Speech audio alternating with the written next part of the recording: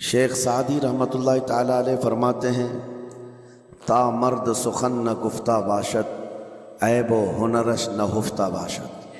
جب تک آدمی بات نہیں کرتا اس کی اچھائی بھی چھپی رہتی ہے، برائی بھی چھپی رہتی۔ انسان اپنے کلام سے، اپنی بات سے سمجھ میں آ جاتا ہے کہ کس کیٹیگری کا ہے، کس لیول کا ہے۔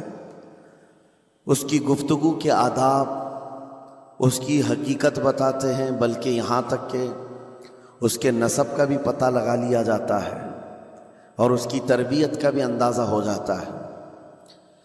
حضرت لقمان حکیم سے پوچھا گیا نیکی کس کا نام ہے، تو آپ نے فرمایا دو چیزیں اور بہت چھوٹی ہیں۔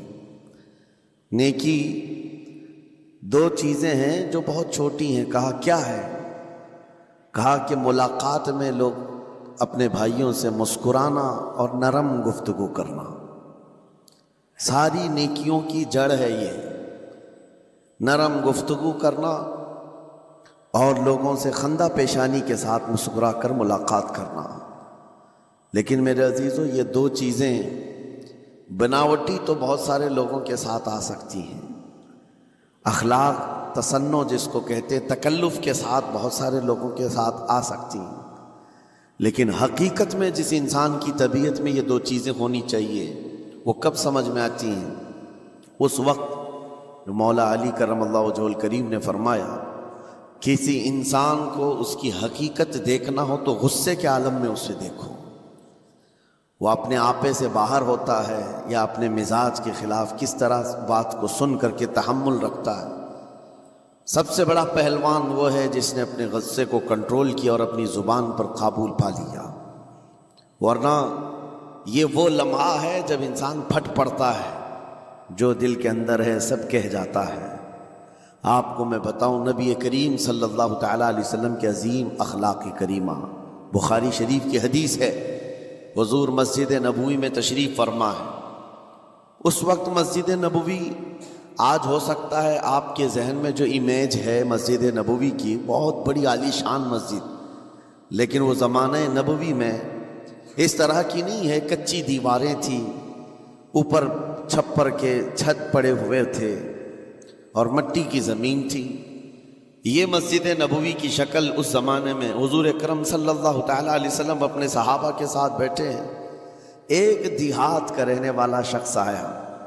ایک بات یاد رکھیں کہ دیہات میں، گاؤں میں رہنے والوں کے اخلاق اور تمیز میں بڑا فرق ہوتا ہے، ان کے ہاں آداب کی کمی ہوتی ہے۔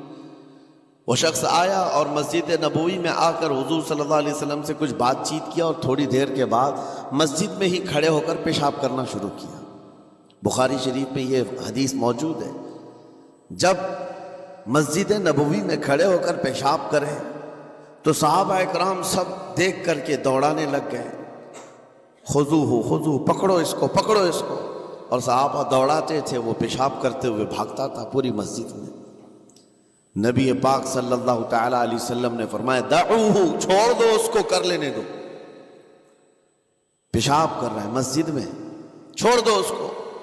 جب وہ صحابہ اکرام حضور کا حکم سنتے ہیں سب پیچھے ہٹ گئے۔ تھوڑی دیر کے بعد نبی کریم صلی اللہ تعالیٰ علیہ وسلم نے صحابہ سے فرمایا پانی کے ڈول بھر کر کے لائے جائیں۔ صحابہ سے ہی منگوایا، پانی کے ڈول بھر کر کے لائے گئے اور مسجد نبوی کے میدان میں فرش پر بہایا گیا اور صاف کیا گیا۔ اب وہ شخص نہایت ہی ڈرا سہما کھڑا تھا، میرے ساتھ کیا ہوگا پتہ نہیں، میں نے پیشاب کیا، اب مجھے یہ لوگ قتل کر ڈالیں۔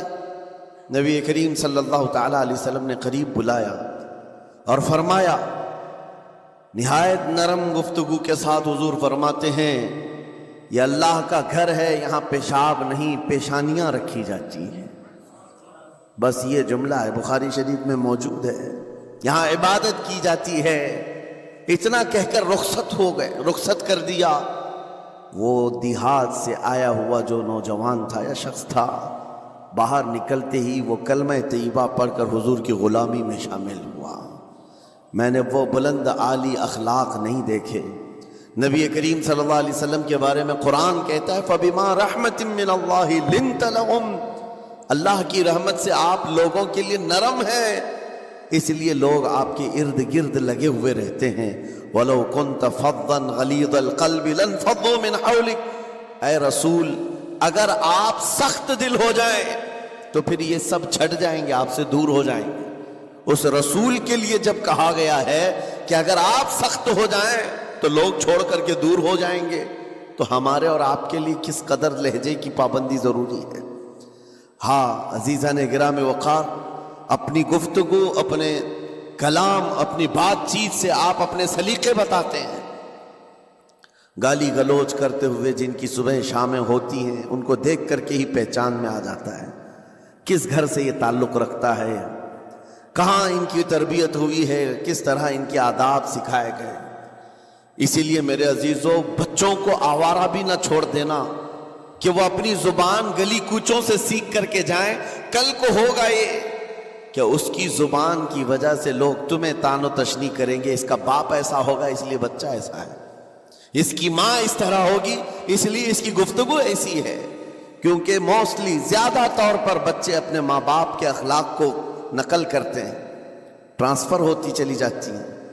ایک بار حضور اکرم صلی اللہ تعالی علیہ وسلم مسجد نبوی سے باہر نکل کر جا رہے ہیں. توجہ میرے عزیز ہو، اخلاق کہاں دکھانے چاہیے اور ہماری بات چیت کے انداز ہمیں کہاں ہونا چاہیے میں آپ کو بتاؤں. حضور تشریف لے کر جا رہے ہیں، صحابہ اکرام کھڑے تھے حضور کے اطراف. مدینہ طیبہ کی ایک بوڑھی خاتون جس کا ذہنی توازن کھویا ہوا ہے، یعنی وہ دماغی طور پر ڈسیبل ہے، اور وہ آئی جا رہی تھی. لوگ جب بھی اس کو دیکھتے راستہ کاٹ لیتے، وہ جس کو بھی پکڑتی تھی سنانا شروع کرتی تھی، جو منہ میں آئے بکنے لگ جائے اور لوگوں کو تنگی محسوس ہونے لگتی.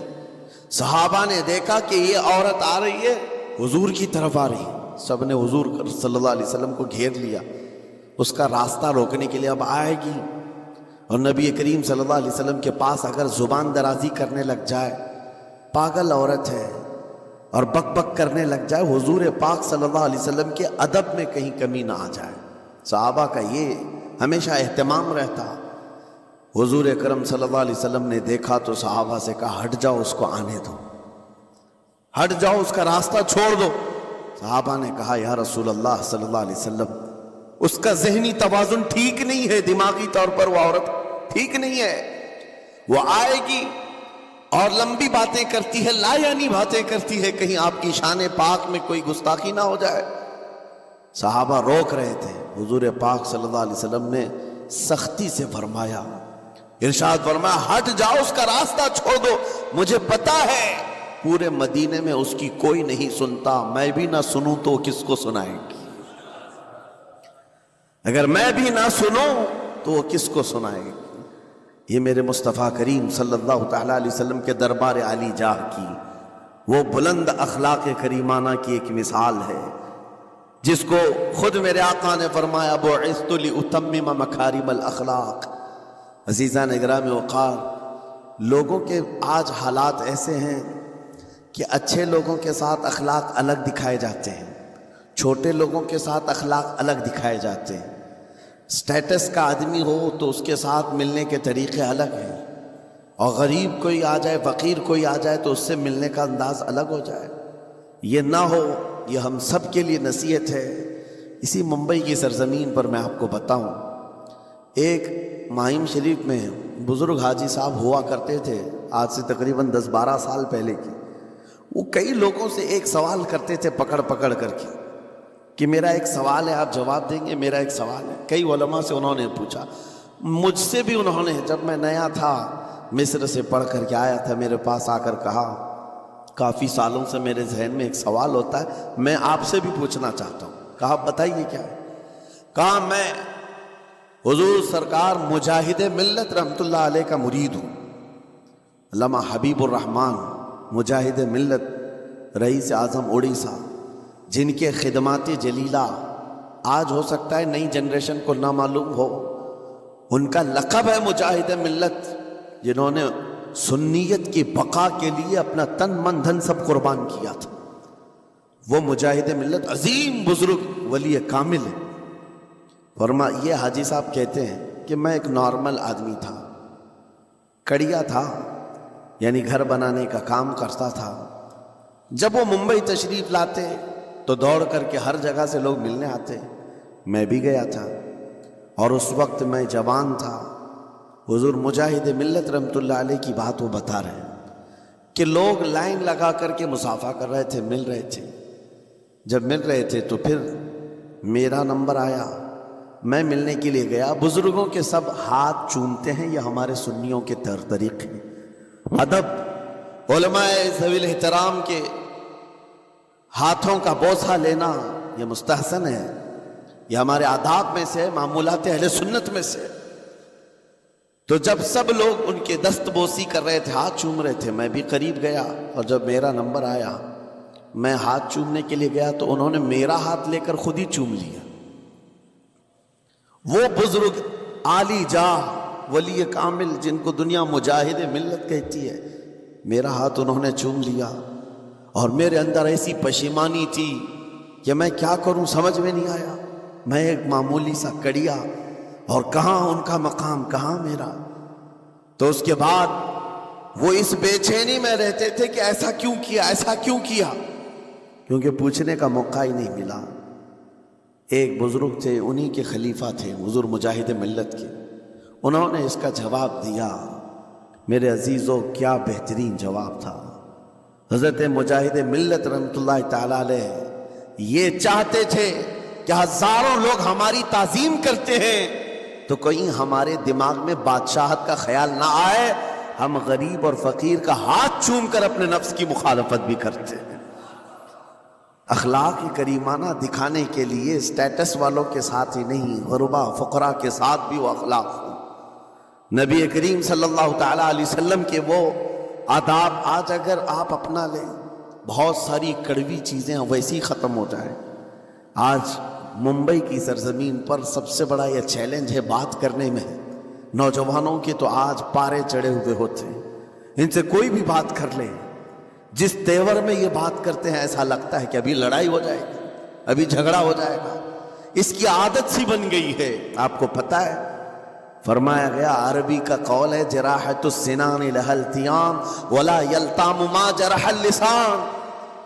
تلوار سے، چاقو سے دیا ہوا زخم سوکھ سکتا ہے، زبان سے دیا ہوا زخم کبھی نہیں سوکھتا۔ زبان سے دیا ہوا زخم نہیں سوکھتا۔ بولنے سے پہلے 1000 بار اس بات کو خیال ہونا چاہیے کہ میں جس کو بول رہا ہوں کہیں اس کا دل چھلنی تو نہیں ہو جائے۔ میری زبان یہ ہوتی 50 گرام کی چھوٹی زبان ہے، لیکن بڑے بڑے لوگوں کے کلیجے چیر کر رکھتی ہے، بڑے بڑے لوگوں کے دلوں میں سوراخ کر کے رکھتی ہے، زخمی کر کے رکھتی ہے اس کا استعمال۔ اسی لیے روایت میں ملتا ہے کہ جب انسان صبح کرتا ہے تو سارے اعضاء، ہاتھ پیر آنکھ کان ناک، سارے اعضاء سب سے پہلے زبان سے یہ عرض کرتے ہیں، اس کی پناہ مانگتے ہیں، کہتے ہیں آج تو صحیح سلامت رہے گی تو ہم سب صحیح سلامت رہیں گے، اور اگر تو پھسل گئی تو عذاب ہم پر بھی ہوگا۔ زبان بولتی ہے، مار کسی اور کو پڑتی ہے، کوئی زبان کو مارتا نہیں ہے، گالی زبان دیتی ہے، لیکن مار کبھی پیٹھ پہ پڑتی ہے، سر پہ پڑتی ہے، ہر جگہ پڑتی ہے۔ تو یہ زبان نبی کریم صلی اللہ تعالی علیہ وسلم نے ارشاد فرمایا، من یضمن لی ما بین لحیتی وما بین، حضور پاک صلی اللہ تعالی علیہ وسلم فرماتے ہیں جس نے 2 چیزوں کی ضمانت مجھے دے دی، حفاظت کی، میں اسے اضمن لہ الجنہ، میں اس کو جنت میں لے جانے کی ضمانت دیتا ہوں۔ 2 چیزیں کیا ہیں؟ حضور فرماتے ہیں، ایک 2 جبڑوں کے بیچ میں جو موجود زبان ہے اس کی حفاظت کر لے، اور 2 رانوں کے بیچ میں جو شرمگاہ اس کی حفاظت کر لے، یہ 2 چیزیں جس نے بچا لیا میں اس کو جنت میں لے جانے کی ذمہ داری دیتا ہوں، ضمانت دیتا ہوں۔ اس کا کتنا بڑا کردار ہے، یہ زبان کا کتنا بڑا کردار ہے۔ اور حضور نے ایک بار پکڑ کر کے فرمایا تھا، زبان کو پکڑ کر کے کہا تھا، یہ وہ زبان ہے جو انسان کو جنت میں بھی لے جاتی ہے اور دوزخ میں بھی لے جاتی ہے۔ کلمہ کس سے پڑھتے ہیں آپ؟ لا الہ الا اللہ، زبان ہی سے تو پڑھتے ہیں، اسی کلمے نے آپ کو جنت تک پہنچایا۔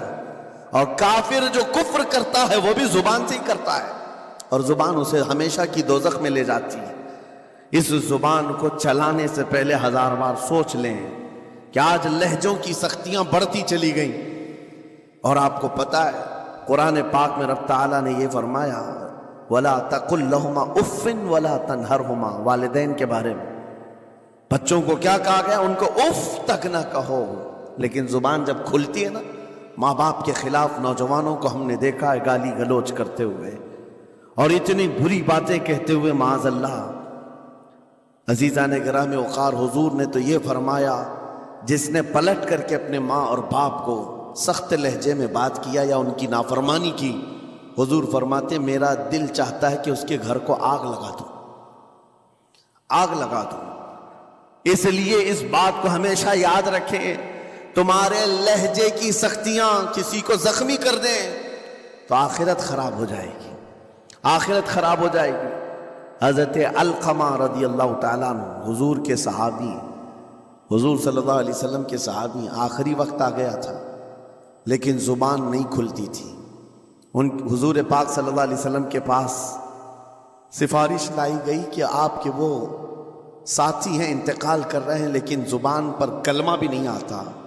حضور تشریف لائے، دیکھا، پوچھا گھر میں ان کے کون کون ہے؟ کہا بیوی ہے اور ماں ہے. ماں کو بلایا اور کہا علقمہ کے بارے میں کیا کہتی ہوں، کیسا تھا؟ کہا بہت اچھا، پرہیزگار، عبادت گزار، ساری نیکوکاریاں اس کے اندر ہیں. تو پھر حضور نے پوچھا اچھا یہ بہت نیک تھا، تم بھی اس سے راضی ہو کہ نہیں ہو؟ ماں نے کہا میں نہیں راضی ہوں، میں راضی نہیں ہوں. کہا کیوں، وجہ کیا ہے؟ کہا یا رسول اللہ میرا اکلوتا بیٹا، میرا تنہا بیٹا تھا، بڑی محبتوں کے ساتھ اس کو پالا تھا، اور جب میں نے اس کی شادی کی اپنی بیوی کو لایا اور جب بیوی گھر پر آ گئی تو میری بات کو ہلکے میں لیتا، اپنی بیوی کی بات کو فوقیت دیتا، ترجیح دیتا. اور اس وقت غالباً یہ باتیں تھی کہ زبان سے کوئی کلمہ ان کے نکلا ہوگا جو بیوی کی حمایت میں تھی، ماں کو تکلیف پہنچ گئی. کہا میرا دل گوارا نہیں کرتا، میں اس سے راضی نہیں ہوں، باقی وہ بہت نیک بندہ ہے، بہت اچھا ہے. حضور نے فرمایا دیکھو زندگی کے آخری پڑاؤ پر آ چکا ہے، روح نکلنے کو ہے، معاف کر دو. وہ بھی صحابیہ تھی، انہوں نے کہا آقا آپ کا حکم ہے یا مشورہ ہے؟ اگر حکم ہے تو پھر ماننا ہے. حضور نے فرمایا نہیں، حکم نہیں، مشورہ ہے. کہا مشورہ ہے تو پھر دل نہیں چاہتا، دل نہیں چاہتا. حضور نے فرمایا صحابہ سے کہ لکڑیاں جمع کرو، آگ لگاؤ اور انہیں اٹھاؤ، آگ میں ڈال دو. آگ دہکائی گئی تو ماں کی ظاہر سی بات ہے ممتا بے چین ہو گئی. کہا ان کو میرے سامنے آگ میں ڈالیں گے؟ کہا ہاں، اس سے بہتر ہے کہ وہاں جلے گا، یہاں جلے. وہ ماں کہتی آقا آپ گواہ ہو جائیں میں اپنے بیٹے کو معاف کرتی ہوں. ادھر معاف کیا، ان کی زبان پر کلمہ طیبہ جاری ہوا. میرے عزیزو یہ بتانا مقصود اس لیے ہے کہ زبان سے دیے ہوئے زخم خواہ والدین کو ہو، یہ معمولی نہیں ہوتے. ہو سکتا ہے آخری وقت تمہاری زبان بند ہو جائے اور کلمہ طیبہ بھی نہ جاری ہو، زبان کھلنے بھی نہ لگے، یہ حالات آ جائیں گے. اس لیے اپنی زبان کا کنٹرول برقرار رکھو. کس سے کیا کہنا ہے، ابھی میں اس کا دوسرا پارٹ بھی بتاتا ہوں زبان کے استعمال کا. یہ نرمی لہجے کے اندر ہونا بہت ضروری ہے، لیکن کچھ جگہوں پر سختی کی اجازت ہے، لیکن وہ مقامات الگ ہیں. نرم لہجہ حضور پاک صلی اللہ تعالیٰ علیہ وسلم کے فرامین میں سے ہے. ایک بات بڑی بغداد مقدسہ میں نے ایک ولی پاک کی زیارت کی، ان کے آستانے پر بھی میں ابھی بیان کیا تھا. حضرت بہلول دانا مجذوب بزرگ تھے اور بغداد کی گلیوں میں کہیں پر بھی بیٹھ جاتے تھے، اور جو جانکار تھے وہ سمجھتے تھے یہ اللہ والا بندہ ہے. مجذوب کس کو کہتے ہیں؟ جس کی یاد الہی میں عقل فنا ہو گئی، ختم ہو گئی، اللہ کے ذکر میں اور اللہ کی یاد میں اپنے آپ کو فنا کر دیا ہے. اس کے اوپر شریعت کا قلم نہیں. ظاہر سی بات ہے شریعت کے سارے احکام اس پر ہیں جس کی عقل سلامت ہے. عاقل ہو، بالغ ہو تو نماز فرض ہے نا، عقل ہی نہیں ہے تو وہ مجذوب ان اولیاء کو کہتے ہیں. لیکن ان کے بارے میں حدیث میں ہے، اللہ کے نبی نے فرمایا وہ ایسے بندے ہیں کہ اگر اللہ کو قسم دے دیں کسی بات کی، اللہ ان کی قسم پوری کرتا ہے۔ وہ بہلول دانا بیٹھے ہوئے تھے، بغداد کا ایک مشہور تاجر تھا، لیکن خستہ حال تھا، بہت نقصان اٹھا چکا تھا، خسارے میں چل رہا تھا، بزنس پورا لاس میں، اور وہ پریشان حال بہلول دانا کے پاس آیا، گڑ گڑایا، کہا کہ حضور مجھے بچا لیں، رحم کر لیں، میں تاجر ہوں، لٹ گیا ہوں، لاس میں ہوں، کچھ آپ فرما دیں، میں کیسے اس بھور سے نکلوں؟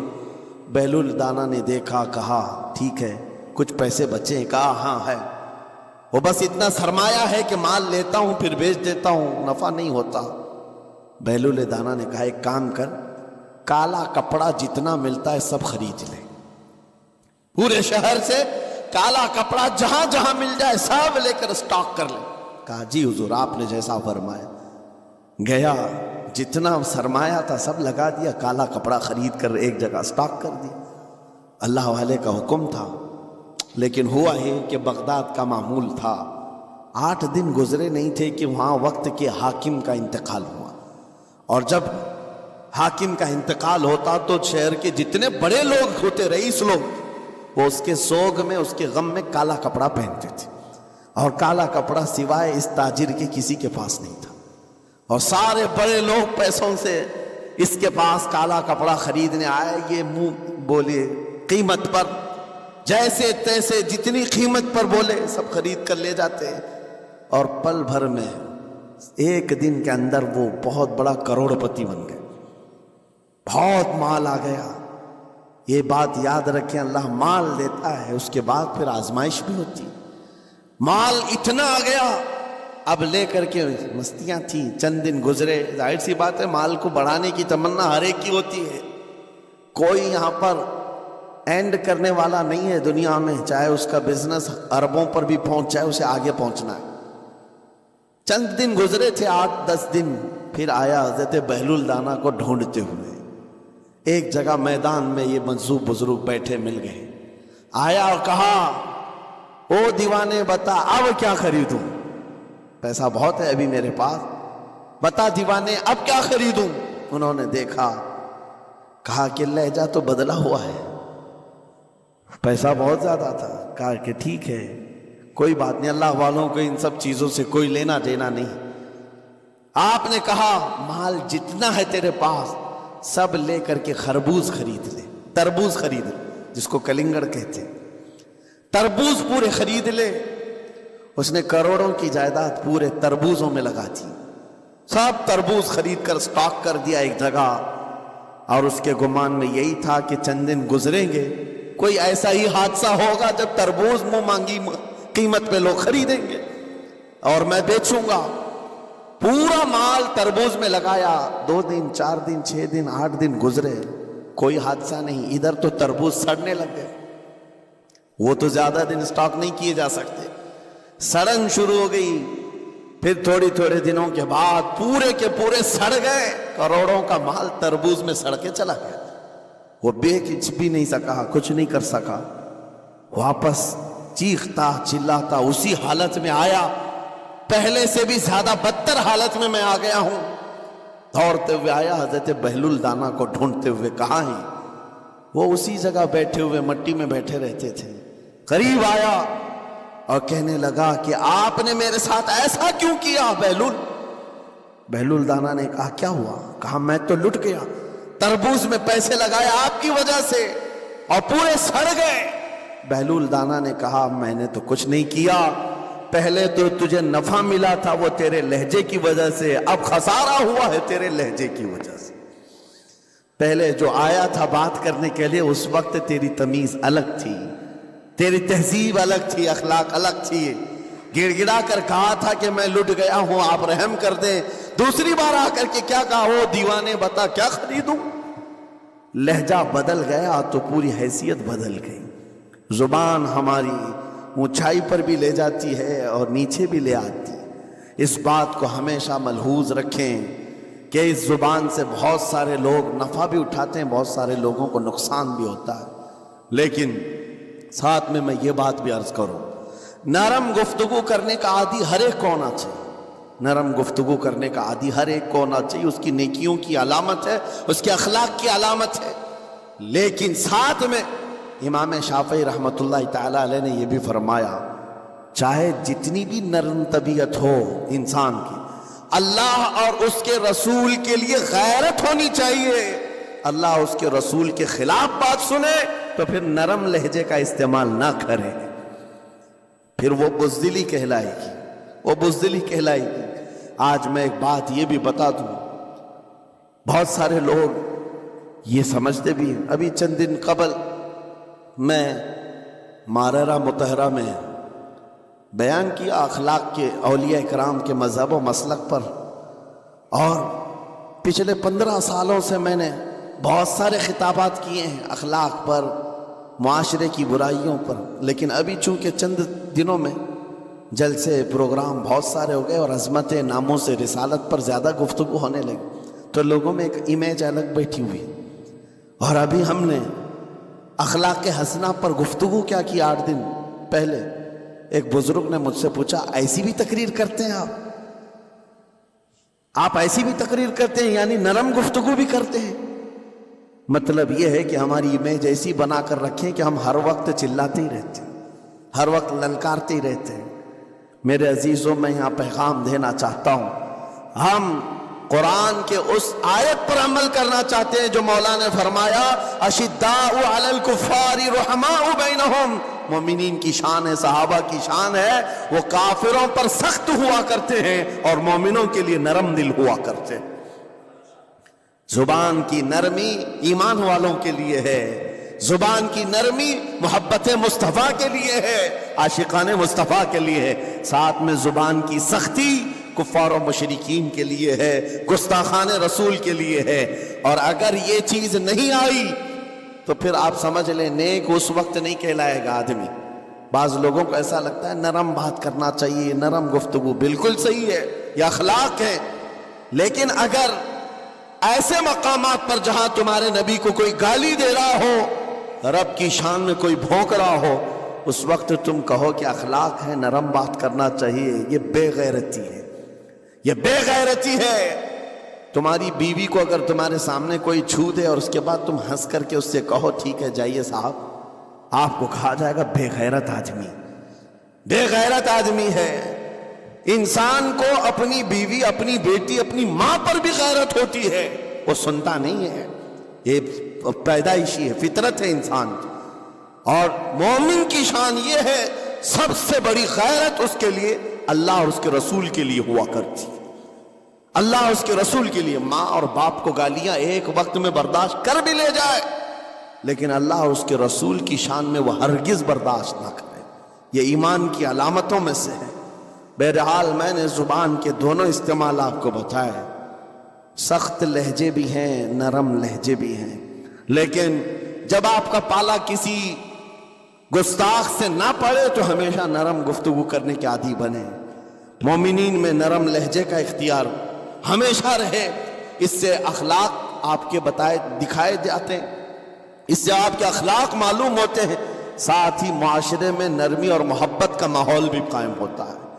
डांटने के तरीके भी मैं आपको बताऊं, मेरे उस्ताद, मेरे वालिद इकरामी फरमाया करते थे, हुजूर हाफिज मिल्लत रहमतुल्लाह अलैह, जो अल-जामिअतुल अशरफिया मुबारकपुर के बानी हैं और बड़े मुहद्दिस, जिन्होंने एक नहीं हजारों आलिम पैदा किए, इस हिंदुस्तान की बात कर रहा हूं।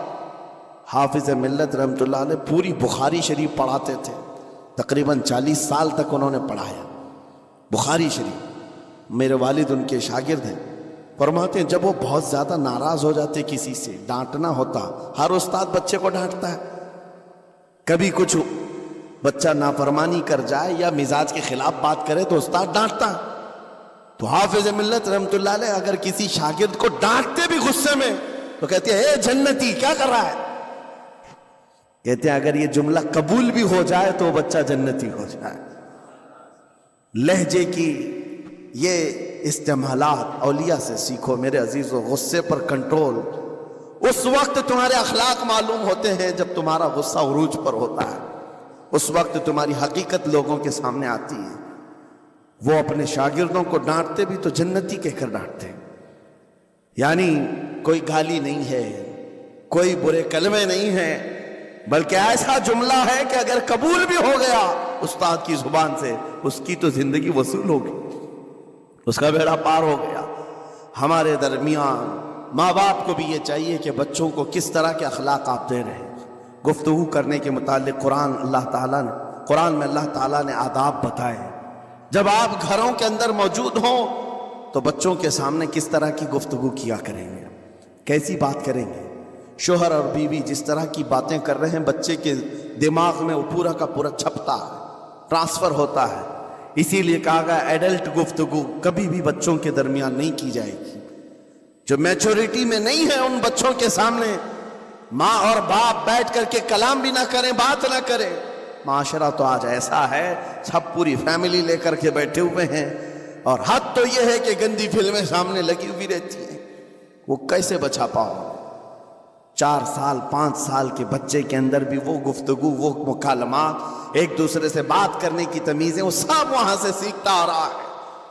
گھروں کے اندر ماحول کو تبدیل کرنے کے لیے آپ کی اپنی زبان پر کنٹرول اور اپنے بچوں کی تربیت اور ان کی زبان پر کنٹرول بہت ضروری ہے۔ پھر دیکھنا آپ یہ معاشرہ پیدا کر کے کل کو آپ کا بچہ نکلے گا، اس کی تمیز، اس کے اخلاق پر ہر کوئی اش اش کرے گا۔ چند دنوں کی محنت ہے آپ کی، لیکن بچے جب سلیقے کے ساتھ گفتگو کریں تو لوگوں کا دل جیت لیا کرتے ہیں۔ بات کرنے کے آداب ایسے ہیں کہ لوگ دل جیت لیا کرتے ہیں۔ یہ میرے استاد گرامی مصر کے رہنے والے تھے، جب خطابت ہمیں سکھا رہے تھے گفتگو کرنے کے آداب، تقریر کرنے کے آداب، تو ایک امام غزالی کا قول تھا کلم الناس علی قدر عقولہم، لوگوں سے ان کی عقل کے مطابق بات کرو۔ اس پر وہ سمجھاتے ہوئے ہمیں ٹریننگ دیتے تھے اور کہتے تھے کہ تمہارے پاس آنے والے کئی طرح کے لوگ ہوں گے، اگر تم امام ہو، اگر داعی ہو، خطیب ہو، مقرر ہو، کوئی غریب گھر سے، کوئی بڑے امیر گھر سے، کوئی پڑھا لکھا آئے گا، کوئی جاہل ہوگا، کوئی بدتمیز بھی ہوگا، کوئی نیکوکار، کوئی گنہگار، سب طرح کے مکس مجموعہ تمہارے پاس ہوگا۔ ان سے خطاب کرنا، ان سے بات کرنا، کس انداز سے بات کرو گے، کیسے ان سے کلام کرو گے۔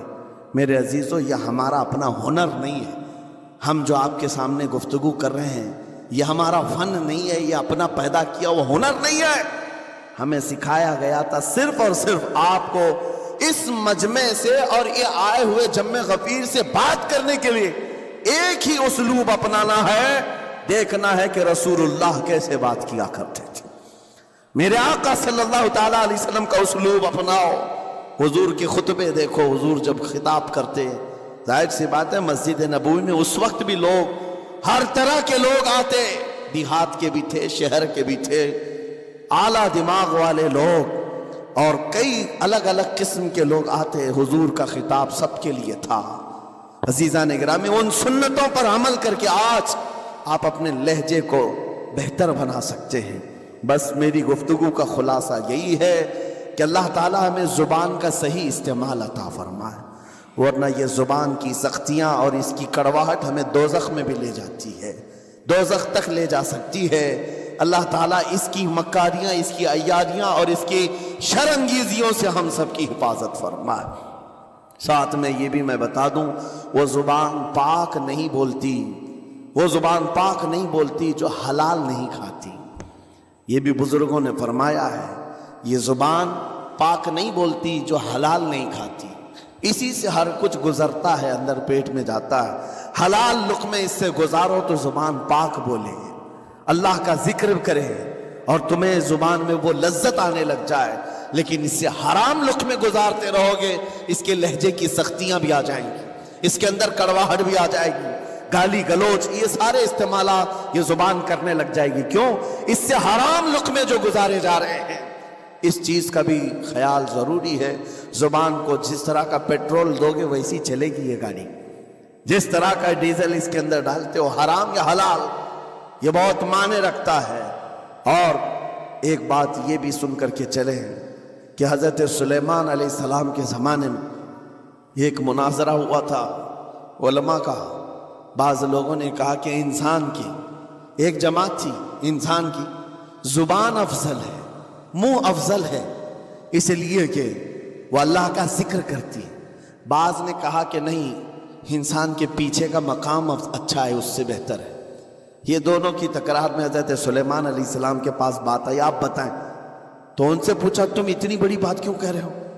اس کے پیچھے کا مقام اچھا ہے۔ کہا کہ اس لیے کہ وہ صرف نجاست نکالتا ہے، وہ صرف نجاست نکالتا ہے، وہ مقام غلاظت باہر کرتا ہے، غلاظت اندر لیتا نہیں۔ زبان غلاظت اندر بھی لیتی، حرام کھاتی بھی، لوگوں کو زخمی بھی کرتی ہے۔ ان علماء کی دلیل تھی۔ تب آپ نے فرمایا بات ٹھیک ہے، جس انسان کا زبان پر کنٹرول نہیں، حرام کھاتا ہو اور بد کلامی کرتا ہو، گالی گلوچ ساری چیزیں کرتا ہو، آپ نے فرمایا اس سے بہتر اس کا پیچھے کا مقام ہے۔ اور جو انسان کنٹرول رکھتا ہے، حلال کھاتا ہے اور لہجے کی نرمی رکھتا ہے، ظاہر سی بات ہے اس کا منہ ہی افضل ہے، اس کی زبان افضل ہے۔ اب یہ تو فیصلہ سب کا ہے، کس کو کیا چیز اختیار کرنی ہے۔ عزیزان گرامی اوقات، یہ بہت بڑی بات ہے جو میں آپ کے سامنے کہہ رہا ہوں۔ زبان کو اگر کسی دوسری جگہ سے کمپیئر کیا جائے تو لگتا ہوگا نرم، یہ بالکل اچھمبے والی بات ہے، عجوبے والی بات ہے، یہ کون سا کمپیریزن ہے؟ وجہ یہی ہے، بعض لوگوں کو ہم نے اتنا گندا بولتے ہوئے دیکھا ہے، اس سے بہتر ہے کہ وہ نہ بولیں۔ لوگوں کو زخمی کرتے ہیں، کسی کے مقدسات پر حملے کرتے ہیں۔ اللہ تعالیٰ ان کے زبان کی شرارتوں سے ہماری حفاظت فرمائے، اور کریم خدا ارحم الراحمین مولا اس چیز سے بھی ہمیں حفاظت فرمائے۔ قیامت کے دن کچھ لوگ صرف اس لیے پکڑے جائیں گے کہ وہ کچھ نہیں بولتے تھے، لیکن وہ جن کے ساتھ رہتے تھے وہ بولتے تھے، وہ لوگ بولتے تھے، اور ان کی وجہ سے یہ خاموش رہنے والا جو ساتھ میں تھا اسے بھی جہنم میں لے جایا جائے گا۔ اور وہ اس دن کہے گا پکار کر، یا ویلتا لیتنی لم اتخذ فلانا خلیلا، اے کاش میں فلاں کی دوستی نہیں کیا ہوتا تو اچھا ہوتا، آج میں بچ گیا ہوتا۔ اپنے ماحول کو بچاؤ، جہاں زبان کی خرابی دیکھو اپنے آپ کو بھی بچاؤ، اور اس ماحول سے بھی اپنے کو دور رکھو۔ اللہ کی بارگاہ میں دعا ہے مولا تعالیٰ اس زبان کو خالص اپنے ذکر میں لگائے اور اپنے حبیب پاک کے ذکر میں لگائے۔ مولا تعالیٰ ہم کو زبان کی بد کلامیوں سے محفوظ و مامون فرمائے۔